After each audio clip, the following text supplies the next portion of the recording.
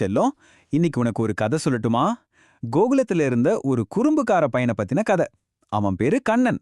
ஊரே சேட்டக்காரன். ஆனா கடைசியில ஒரு முக்கியமான பாடம் கத்துக்கிட்டான். என்னன்னு தெரிஞ்சுக்க ஆசையா இருக்கா?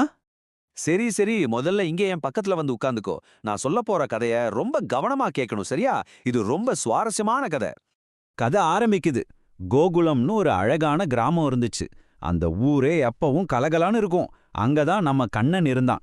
அவனுக்கு விளையாடுறதுனா ரொம்ப இஷ்டம். ஆனா அதை விட அவனுக்கு ஒரு விஷயம்னா உசுரே போயிடும். அது என்னன்னு நீயே சொல்லு பாப்போம். ஆமா, அவங்க அம்மா யசோதை தினமும் மத்து வச்சு கடைஞ்சி எடுப்பாங்களே, அந்த புத்தம் புது வெண்ணெய் தான். ஆஹா, அத வாயில போட்டு அப்படியே கரைஞ்சு ஓடிடும். கண்ணனுக்குன்னா அவ்ளோ பெரியும். ஆனா நம்ம கண்ணனுக்கு ஒரு சின்ன குறும்புத்தனமான பழக்கம் இருந்துச்சு. அவன் தன்னோட வீட்டு வெண்ணெய மட்டும் சாப்பிட மாட்டான். சத்தமே இல்லாம பக்கத்து வீடுகளுக்குள்ளேயும் நுழைஞ்சு அங்கே பானையில வச்சிருக்கிற வெண்ணெயையும் திருடி சாப்பிட்டுடுவான். தினமும் கண்ணன் இப்படி வெண்ணெய் திருடுறதால ஒரு நாள் கிராமத்துல இருந்த எல்லா அம்மாக்களுக்கும் கோவம் வந்துருச்சு. அவங்களோட பொறுமையெல்லாம் போயே போச்சு. எல்லாரும் ஒன்னா சேர்ந்தாங்க. அவங்க எல்லாரும் நேரா யசோதா வீட்டுக்கு போய், யசோதா, உன் பையன் கண்ணன் தினமும் எங்க வீட்டுக்குள்ள வந்து வெண்ணெய திருடிட்டு போறான். நாங்க என்ன பண்றது அப்படின்னு புகார் சொன்னாங்க. இத கேட்டதும் யசோதைக்கு கொஞ்சம் சங்கடமா தான் இருந்துச்சு. ஆனாலும் அவ ரொம்ப புத்திசாலி இல்லையா? கண்ணனுக்கு அடிச்சு சொல்லாம அன்பா ஒரு பாடம் கத்துக் கொடுக்கணும்னு மனசுக்குள்ள ஒரு திட்டம் போட்டா. அப்போ யசோதா மனசுக்குள்ளேயே நினைச்சுக்கிட்ட, இருக்கட்டும், இன்னைக்கு என் கண்ணன் வெண்ணெய் திருடும்போது அவனை கையும் களவுமா புடிச்சா ஆகணும்.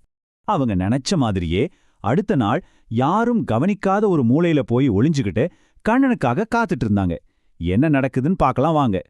கொஞ்ச நேரத்திலேயே கண்ணனும் அவனோட நண்பர்களும் ஒரு பூனைக்குட்டி மாதிரி சத்தமே போடாம கால் மேல கால் வச்சு மெதுவா வீட்டுக்குள்ள வந்தாங்க.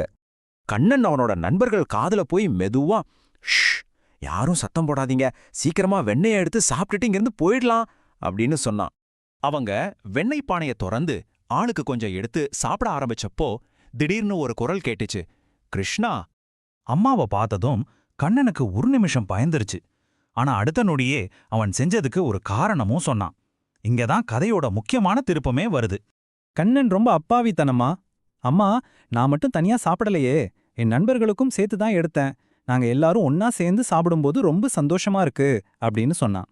அப்போ யசோத கண்ணனை பக்கத்துல உட்கார வச்சு அன்பா சொன்னாங்க, கண்ணா, நீ உன்னோட நண்பர்களோட பகிர்ந்துக்கிறது ரொம்ப ரொம்ப நல்ல விஷயம். ஆனா ஒருத்தர்கிட்ட கேட்காம அவங்களோட பொருளை எடுக்கிறது தப்பு இல்லையா செல்லம்? அம்மா இவ்வளவு அன்பா சொன்னதும் கண்ணனுக்கு அவன் செஞ்ச தப்பு புரிஞ்சிடுச்சு.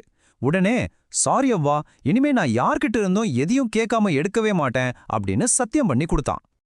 அப்போ இந்த கதையிலிருந்து நாம என்ன கத்துக்கிட்டோம் சொல்லுங்க? முதல்ல, யாருடைய பொருளா இருந்தாலும் அவங்க கிட்ட அனுமதி கேட்காம நாம எடுக்கவே கூடாது. ரெண்டாவது, பகிர்ந்துக்கிறது ரொம்ப நல்ல குணம். ஆனா அத நேர்மையான வழியில செய்யணும். உண்மையாவும் அன்பாவும் இருந்தா எல்லாருமே சந்தோஷமா இருக்கலாம், இல்லையா? இப்போ நான் உன கேக்குறேன், கண்ணன் எப்படி அவனோட நண்பர்களோட வெண்ணெய பகிர்ந்துகிட்டானோ அது மாதிரி இன்னைக்கு நீ உன்னோட நண்பர்கள் கூட எதை பகிர்ந்துக்க போறேன்னு யோசிச்சு வை. சரி, இப்ப கண்ணை மூடி நல்லா தூங்க செல்லும்.